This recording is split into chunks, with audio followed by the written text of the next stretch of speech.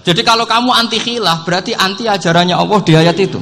Wa khud biyadika dikhsan fadrib bihi wala tahz. Itu dulu ada, ini cerita di Ithaf. Ini cerita terakhir. Ini sudah, sama jangan nama sudah. Terus pengumuman tadi yang enggak pernah sepuh ngutang saya itu haram tadi. Karena tadi saya punya kewajiban di rumah yang bisa menggugurkan ya kewajiban yang lebih besar. Lebih besar itu ya tadi bisa pernah guru, pernah sepuh. Yang jelas enggak umur. Umur sampean menangkap itu. Tua-tua serepet itu.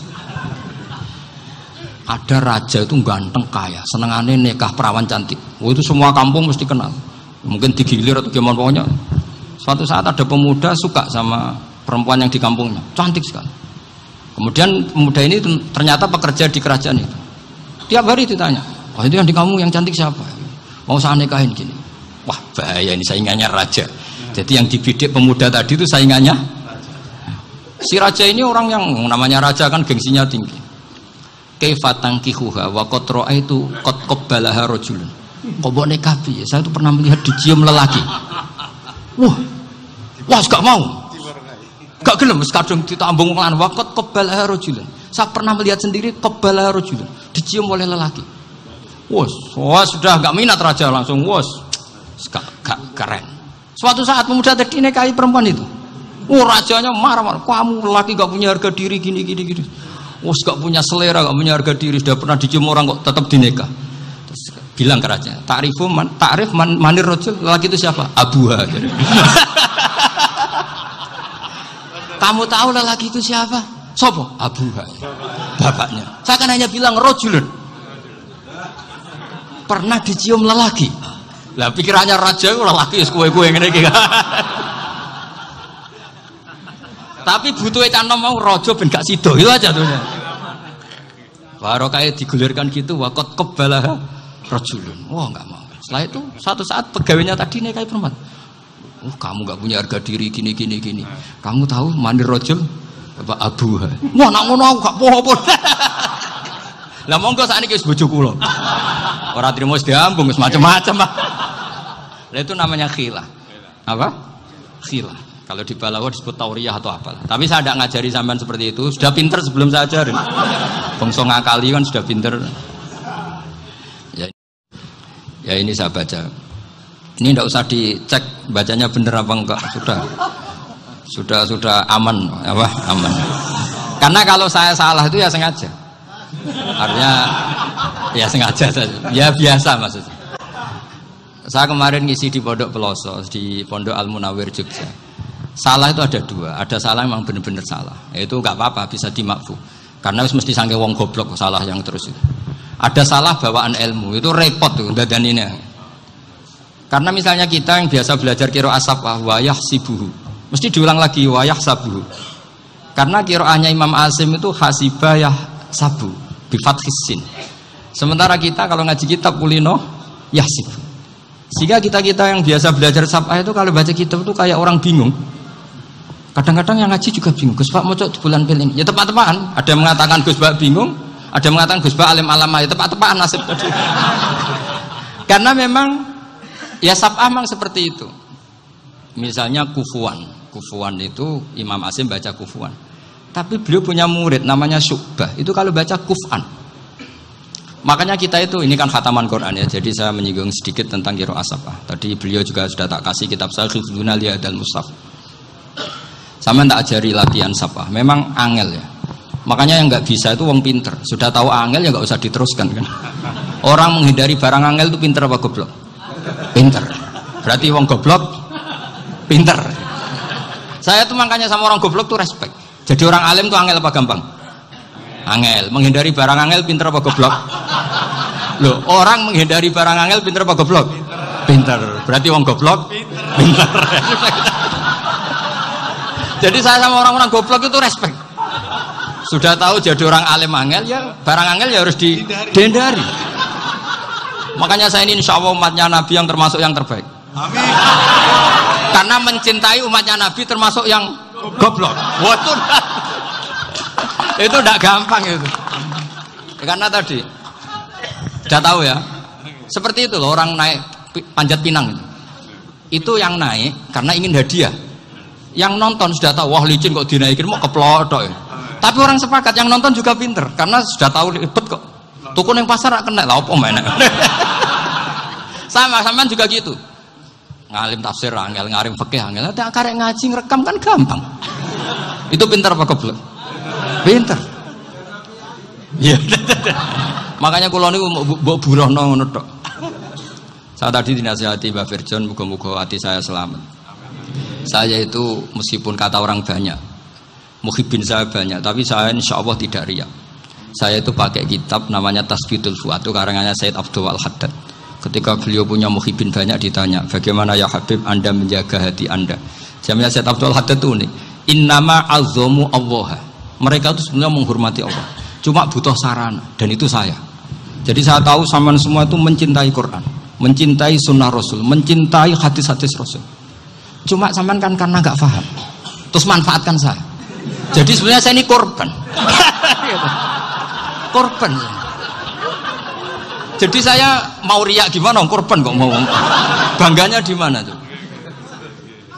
Coba sampean misalnya ngaji tafsir, belajar sendiri kan susah. Terkibnya susah, maknanya susah. Bahkan beli kitabnya kadang tidak kuat. Loh, untuk jadi alim tafsir itu kan harus beli kitab. Loh, saya sering belajar kitab itu jutaan. Tafsir Tobari, saya pernah beli kitab Fakhrur Razi itu berapa coba? 27 jilid. Karangannya Fakhrur, belum karangannya ulama modern Imam Sya'rawi. Itu berapa jilid? Itu jutaan. Saya kemarin juga dihadiahi kitab Pak Quraish Shihab namanya Faidul Bari fi Syarhil Bukhari. Pak Quraish Shihab yang terkenal. Dia sering diskusi sama saya. Saya ngasih hadiah beliau ngasih hadiah saya. Oh itu harganya enggak kuat. Dadak kuat kadang di Indonesia enggak ada coba. Dan sama orang hebat menghindari kesulitan itu. Nah, kesulitan itu sebab ngaji ikut, kalau nggak paham dirukokno rekamannya sudah gitu. Pinter mana sampean sama saya? Pinter sampean kan? Bikin sosis susah, beli aja kok repot kan. Nah, makanya nggak boleh orang bilang, wah aku goblok reso tafsir, aku wong pinter. Makanya nanti kalau saya ketemu Nabi tidak termasuk orang yang mentahkir orang Islam. Kafabil mari isman ayah kira akhahul muslim. Jadi cukup orang itu dosa kalau menyepelekan orang Islam, termasuk darani sampean goblok itu dosa. Caranya nggak darani goblok ya tadi di logika tadi. Alim itu angel, gendari angel itu pintar. Berarti wong bodoh pintar ya sudah gitu. Tapi tetap bodoh. Tapi ini satu cara untuk saya respect gitu. Coba orang yang ngaji tafsir saya banyak, mungkin ribuan. Itu sebetulnya mencintai Quran. Karena Quran adalah kitab suci yang panduannya umat Islam. Sangat mencintai Quran. Terus kemudian mereka nggak paham. Terus mencari orang yang memahamkan. Burohno lah cara jawabannya. Terus keren saya itu di mana coba? Lah terus mereka kurang ajarnya gini, kalau paham itu ya alhamdulillah paham. Kowe nak ngaji Gus Bae ngono tok. Tapi nek ora paham, ora nyalano akale. Mari Gus Bae nerangno cepet, mulane gak paham. Ora kok nyalano teke sing lelet. Maksud kan masyaallah naudzubillah tenan. Sebetulnya tingkat kurang ajarnya tinggi Gus sebenarnya.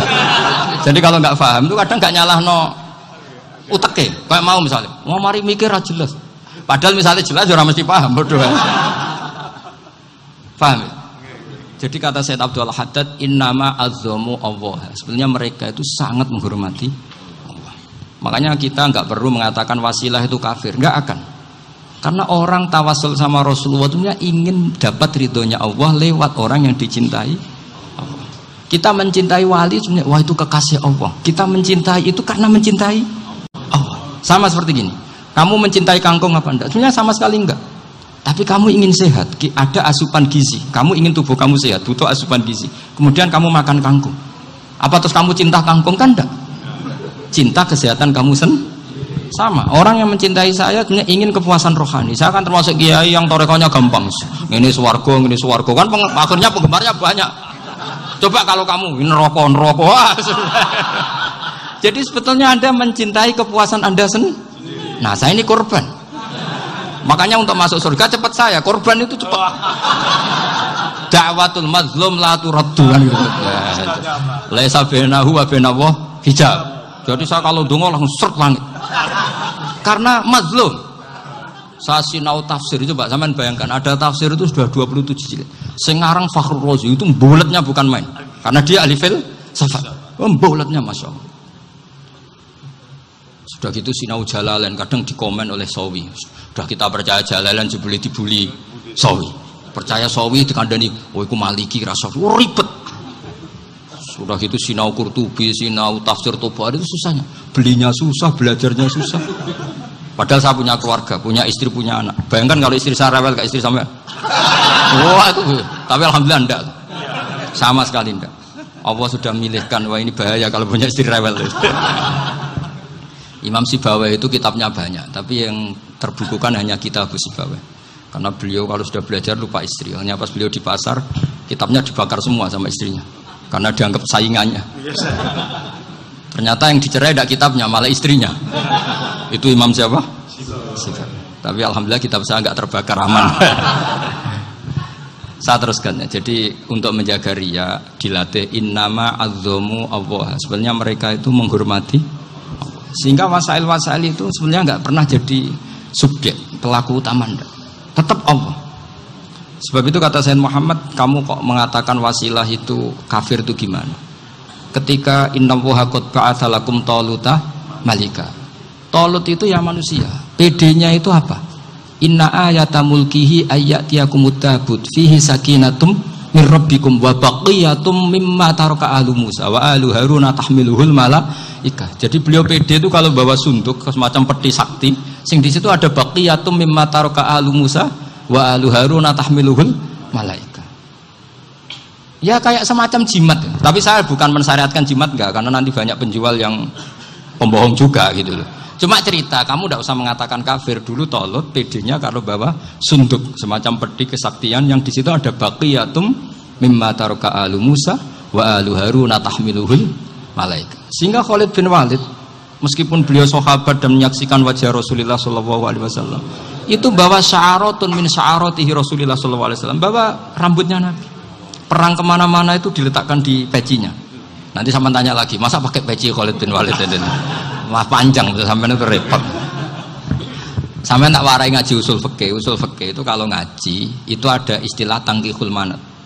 Ini mesti ini wilayah yang kita bisa berdebat sama Mbah Firjon. Dulu itu musuh saya karena saya makili Anwar, beliau makili Peloso. Tapi tahu-tahu kalah tua terus saya mengundurkan diri. Di fikih itu ada istilah, ada tangkihul manat, ada tahqiqul manat, ada tangkihul manat. Tangkih itu kira-kira gini, lafadz hadis itu dibuang sekian untuk tahu bahwa itu madarul hukmi. Misalnya gini, tak beri contoh paling gampang. Sama harus paham, kalau nggak paham nggak pinter-pinter. Ja'a a'rabiyun ila Rasulillah sallallahu alaihi wasallam. Ya karena ini menghormati Mbah Ahmad Siddiq, saya orang alim, jadi ngaji ini tetap ada suasana alim. Ya harus ada suasana alim. Nggak perlu jadi orang alim tadi, susah. Sudah ngindari susah itu pintar. Sudah itu aja. Jadi orang alim susah, ngindari barang susah pintar. Berarti orang tidak alim pintar. Nah, meskipun tetap sudah kita itu pegangi sampai mati nanti. Loh, jadi orang alim itu repot.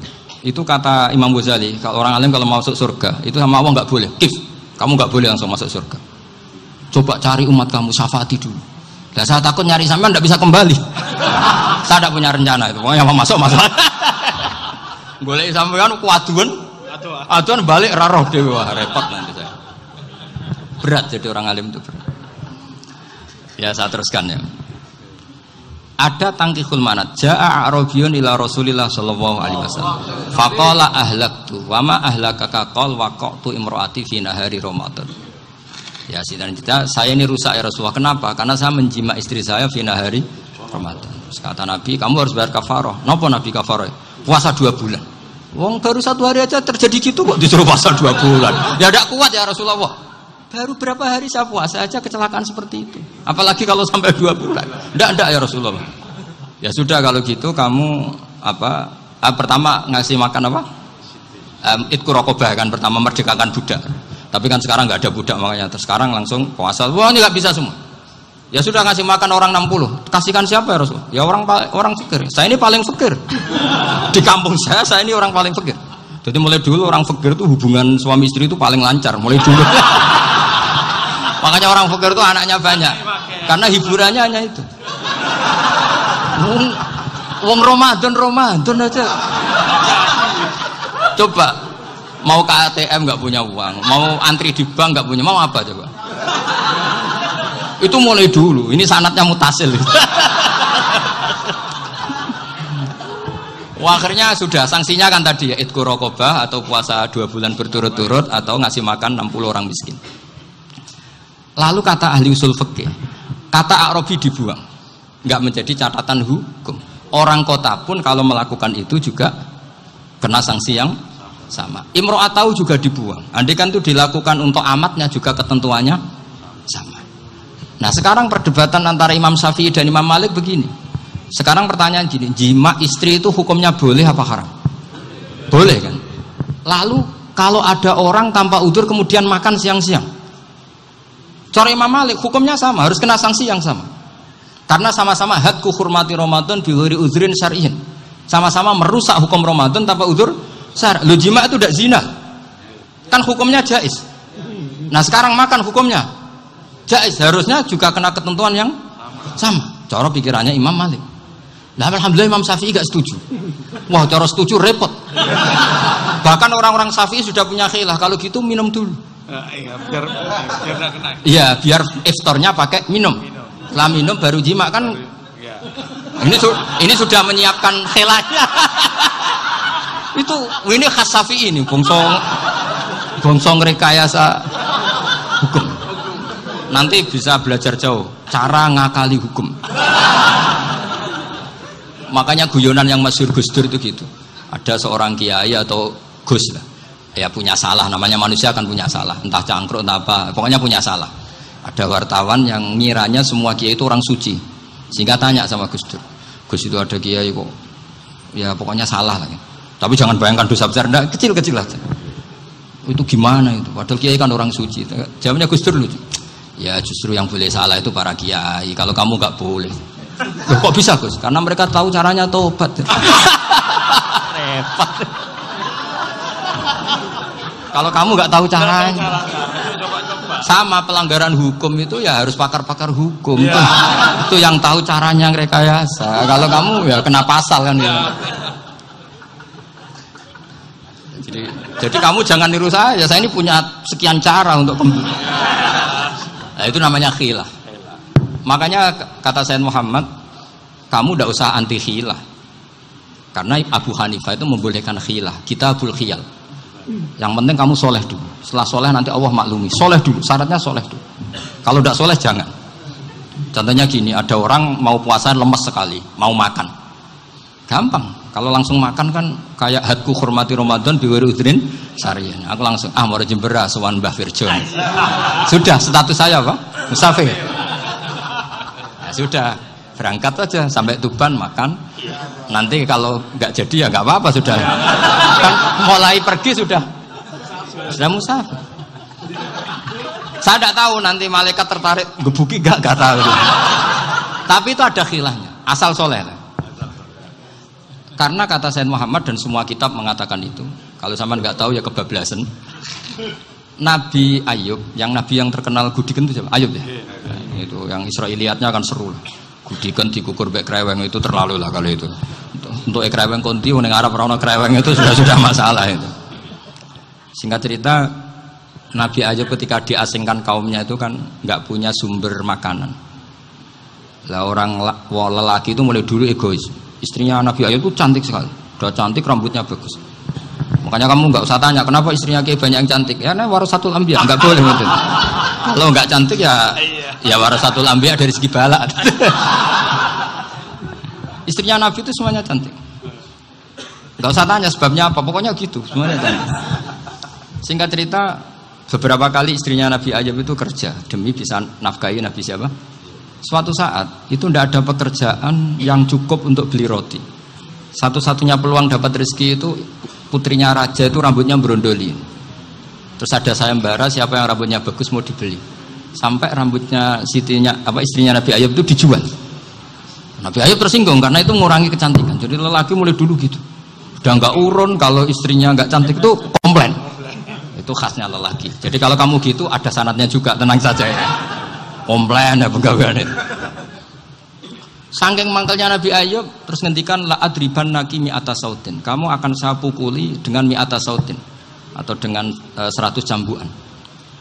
Atau mi'ata dikhtin atau mi'ata apalah sesuai konteks zaman itu. Engko namuni pecut tuku konti kok ribet lagi. Singkat cerita akhirnya ketahuan bahwa istrinya menjual itu demi Nabi Ayub. Allah nggak ridho kalau kekasihnya yaitu istrinya Nabi Ayub wis perjuangan kayak gitu malah kena hukuman. Tapi Allah juga nggak ingin kekasihnya yang bernama Ayub melanggar sumpah. Padahal beliau sudah sumpah wallahi demi Allah nanti tak pukul dengan 100 kali. 100 kali dengan lidi lah misalnya, contoh yang gampang tuh lidi. Akhirnya sama Allah dikasih satu solusi. Wa khud biyadika dikhtan fadrib bihi wala tahnas. Ya sudah, lidi itu ikat jumlahnya 100. Terus pukul sekali saja, anggap saja sudah 100. Iku pangeran sing wari ngakali ngono iku pangeran. Tapi syaratnya soleh, syaratnya soleh. Jadi kalau kamu anti khilaf berarti anti ajarannya Allah di ayat itu. Wa khud biyadika dikhtan fadrib bihi wala tahnas. Itu dulu ada, ini cerita di Ithaf. Ini cerita terakhir, ini sudah, sama jangan nama sudah. Terus pengumuman tadi yang nggak pernah sepuh ngutang saya itu haram tadi. Karena tadi saya punya kewajiban di rumah yang bisa menggugurkan ya kewajiban yang lebih besar. Lebih besar itu ya tadi bisa pernah guru, pernah sepuh. Yang jelas nggak umur. Umur sampean menangkap itu. Tua serepet itu. Ada raja itu ganteng kaya, senengannya nikah perawan cantik. Oh, itu semua kampung mesti kenal. Mungkin digilir atau gimana pokoknya. Suatu saat ada pemuda suka sama perempuan yang di kampungnya, cantik sekali. Kemudian pemuda ini ternyata pekerja di kerajaan itu. Tiap hari ditanya, wah itu yang di kamu yang cantik siapa? Mau saya nikahin gini. Wah bahaya ini, saingannya raja. Jadi yang dibidik pemuda tadi itu saingannya. Si raja ini orang yang namanya raja kan gengsinya tinggi. Kaifatang kihuha wa qad ra'aitu qad qabbalaha rajulun. Kok mbok nikah piye? Saya itu pernah melihat dicium lelaki. Wah gak mau. Gak gelem wis kadung ditambung lan waqat qabbalaha rajulun. Saya pernah melihat sendiri qabbalaha rajulun, dicium oleh lelaki. Wah sudah enggak minat raja langsung gak keren. Suatu saat pemuda tadi nikahi perempuan itu. Rajanya marah-marah, kamu lelaki gak punya harga diri gini. Gak punya selera, gak punya harga diri, sudah pernah dicium orang kok tetap dinikah. Terus bilang ke raja, ta'rif manir rajul, lelaki itu siapa? Abuha. Kamu tahu lelaki itu siapa? Sopo? Abuha. Bapaknya. Saya kan hanya bilang rojulun. Pernah dicium lelaki. Lah pikirannya raja itu lelaki kue-kue ngene iki. Tapi butuhe canom mau raja ben gak sida itu aja tuh. Baru kayak digulirkan gitu waqat qabbalah rajulun. Wah enggak mau. Setelah itu satu saat pegawainya tadi nikahi perempuan. Kamu gak punya harga diri gini. Kamu tahu mandir rojul apa abuha? Wah nak ngono aku gak apa-apa. Lah monggo sakniki wis bojo kula. Ora trimo wis diambung wis macam-macam. Lah itu namanya khilah. Apa? Khilah. Kalau di Balawa disebut tauriyah atau apalah. Tapi saya tidak ngajari sampean seperti itu. Sudah pinter sebelum saya ajarin. Bangsa ngakali kan sudah pinter. Ya ini terakhir tak baca Arabnya saja nanti. Bismillahirrahmanirrahim. Biar dapat barokahnya Syekh Nawawi juga barokahnya guru-guru. Bismillahirrahmanirrahim. Wa sababu nuzuli hadil ayati annahu kana baina farisa war rumi qitalun wa kanal musyrikuna yawadduna an taghliba farisu ar-ruma li anna farisa kanu majusiyan ummiyin wal muslimuna yawadduna ghalabatar rum ala faris liqaunihim ahla kitabin. Jadi zaman dulu orang Islam lebih senang kalau yang menang itu orang Nasrani. Kalau bandingannya ateis. Karena bagaimanapun percaya kekuatan langit. Sementara orang ateis sama sekali tidak percaya kekuatan. Apapun bedanya kita dengan Nasrani itu ada kesamaan, yaitu percaya adanya kekuatan langit. Sehingga ketika orang Romawi kalah itu orang Islam ikut susah. Paham ya? Makanya ini tak baca biar sampean enggak macam-macam pikirannya. Fab'atha Kisra saat terusnya. Ya pokoknya seperti itu. Akhirnya Rasulullah SAW berdoa lebih seneng yang menang itu Rom karena ahli kitab.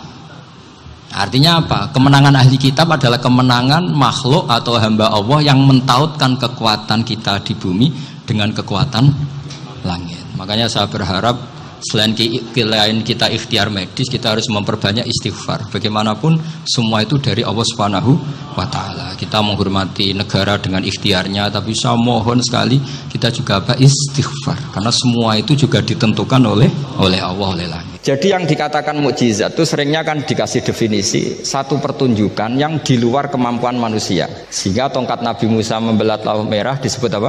Mukjizat. Ontanya Nabi Soleh keluar dari batu disebut apa? Terus lucunya disebut alasannya karena manusia tidak mampu. Memangnya manusia mampu bikin onta normal yang lewat indukan? Mampu enggak? Enggak. Artinya umatnya Rasulullah lebih sering melihat kekuatan Allah Subhanahu wa Ta'ala kulla waqtin wa hinin, setiap saat, karena cara berpikir sudah dibenahi Al-Qur'anul Karim. Paham ya? Maka untuk jadi wali umatnya Nabi itu lebih mungkin karena melihat kedahsyatan Allah setiap saat. Tidak usah nunggu sesuatu yang super kayak apa? Kan filakil bahri, sebagaimana laut terbelah oleh tongkatnya Nabi siapa? Musa. Terus ketiga, kalau logika mukjizat gini itu terus menerus seperti yang dialami Nabi Musa, resikonya adalah umat selalu menuntut hal yang aneh-aneh dan melupakan hal yang pokok. Itu lebih bahaya lagi. Misalnya begini, contoh gampang. Kita ini hidup di bumi setelah sampean belajar ilmu falak atau astronomi atau belajar geologi. Planet yang sebesar ini apa? Semuanya itu sudah maha dahsyat. Gara-gara kita berpikir butuh kejadian yang aneh. Ya gara-gara ingin kejadian yang aneh. Mungkin lama-lama Anda ingin cari model hewan yang kepalanya itu di pantat.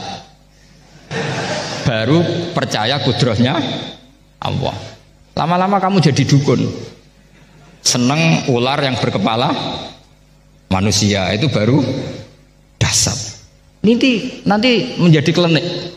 Makanya kritiknya ulama, mukjizat itu tidak perlu dituruti. Karena kalau dituruti itu bahaya bagi kelangsungan kenormalan kita. Makanya kata Abdul Hamid Khan, termasuk kitab yang saya kagumi, kata beliau begini, yang menjadikan orang kafir adalah dia nganggep kudrahnya Allah Ta'ala itu bergantung sesuatu yang dahsyat. Dia nggak sadar bahwa keseharian dalam hidupnya semuanya pertunjukan kudrahnya Allah Subhanahu wa Ta'ala. Kayak tadi saya contohkan nyamuk tadi, inna woha la yastahi ayyadriba masalam ma, terus terusannya ba'udotan fama foko. Kayak apa susahnya bikin nyamuk? Sudah kecil, punya alat kelamin, punya organ, punya urat, lalu dalam tubuhnya juga ada kuman, kumannya juga berorgan. Kebayang nggak Anda bikin seperti itu? Enggak. Dahsyat mana dengan tongkatnya Nabi Musa? Sama-sama berstatus kita tidak mampu sama sekali. Dahsyat mana? Sama kan? Nah, itu yang diinginkan Rasulullah Shallallahu Alaihi Wasallam, dan Al-Quran menggiring kita cara berpikir begitu terus. Sehingga Quran cukup menghentikan wa ma min dabbatin fil ardi wala ta'iri yatiru bi janahaihi illa umamun amsalukum. Sebetulnya burung yang setiap hari terbang, yang setiap hari lewat Anda, itu semuanya bukti kekuasaan Allah Subhanahu wa Ta'ala. Tidak usah nunggu kejadian-kejadian super dahsyat. Terus keempat, korbannya para kiai, termasuk saya. Jadi nanti kalau saya tidak bisa haji terbang, wah tidak kiai, tidak bisa terbang, tidak bisa kayak Harry and Potter misalnya gitu, tidak bisa kayak Harry. Jadi nanti kiai juga dituntut gitu, bisa terbang kayak Aladin. Jadi nanti repot. Semua kebenaran agama bergantung pimpinannya ini punya kedahsyatan itu. Akhirnya celakanya apa? Ada orang yang pura-pura dahsyat tapi penipu, kayak kasusnya Dimas Kanjeng. Jadi makanya nanti itu saya akan memberi penjelasan tentang apa? Mukjizatnya Al-Quran, kenapa disebut mukjizat paling apa? Dahsyat. Ini saya bacakan teks pokoknya ya, supaya sampean tahu. Ini tabaruk sama Imam Bukhari ya.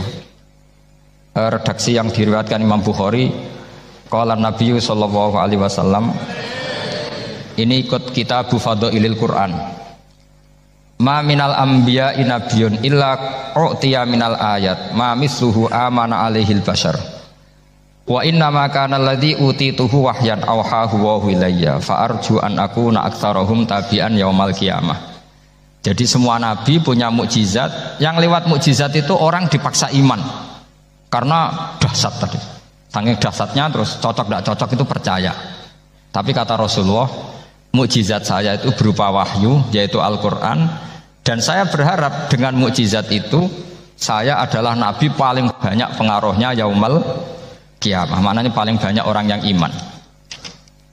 Di sini dikomentari oleh sarehnya ya, oleh penyarahnya yaitu Ibnu Hajar Al-Asqalani. Ya saya baca Arabnya saja. Sama harus pura-pura paham jadi keren. Jangan minta saya terjemah nanti harus pura-pura paham. Bagus kok, mantas sabah bi qaumin fa wa minhum. Jadi bergaya orang kaya ya dikira apa? Kaya. Bergaya ulama ya dikira apa? Ulama. Nanti bergaya wali juga dikira wali. Saya baca ya, ini luar biasa menurut saya. Al makna annal mu'jizati al madiyata kanat khissiyatan tusyahadu bil absor kana qoti soleh wa asa Musa. Wa mu'jizatul Qur'ani tusyahadu bil basirah. Jadi kayak tadi, kedahsyatan tongkat Musa itu karena apa? Laut kok bisa dibelah sebuah tongkat. Itu aneh.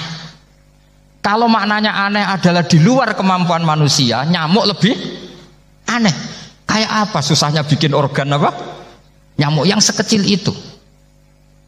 Artinya bedanya apa? Tongkatnya Nabi Musa dengan pertunjukan nyamuk yang sama-sama mengarah satu titik, yaitu mengakui absolutisme kudrahnya Allah Subhanahu. Sama ndak? Sama. Sehingga umatnya Rasulullah tidak perlu ditunggoni mukjizat simsalabim. Cukup penalaran akal. Ini namanya basirah apa? Basirah. Nggak jelas ya? Mohon sampean ra usah kepen roh tokate Nabi Musa toh. Cekap melihat apa? Nyamuk. Ya sudah bagus, sudah maju, sudah keren. Ya jelas ya. Li'annal ladzi yushahadu bi ainir ra'si yang qaridu binqiradi musyahidihi. Walladzi yushahadu bi'ainil aqli baqin yushahiduhu kullu man jaa ba'dal awali mustamirron. Sesuatu yang dipertontonkan lewat sesuatu yang fisik kayak tongkat Nabi Musa, itu yang percaya langsung tentu yang melihat. Setelah itu ada yang percaya, ada yang enggak. Bisa saja itu hoax, bisa saja macam-macam. Tentu yang enggak percaya tentu salah ya, kita sepakat. Tapi tetap saja yang enggak menyaksikan itu bisa saja enggak percaya. Paham ya? Tapi logika kedahsyatan nyamuk, siapapun yang punya nalar percaya. Artinya giringan Al-Quran untuk melihat mukjizat itu kedahsyatan Allah bikin nyamuk itu abadi ila yaumil kiamah. Dan siapapun yang waras akan ikrar dan tetap menyaksikan, karena insya Allah ada nyamuk terus ila yaumil kiamah. Itu kan teman tidur kita, paham ya? Makanya kamu kompromi dengan nyamuk. Sekali-kali jangan dicablek. Ini ayatnya Allah. Ya bila perlu dicium, dielus-elus gitu.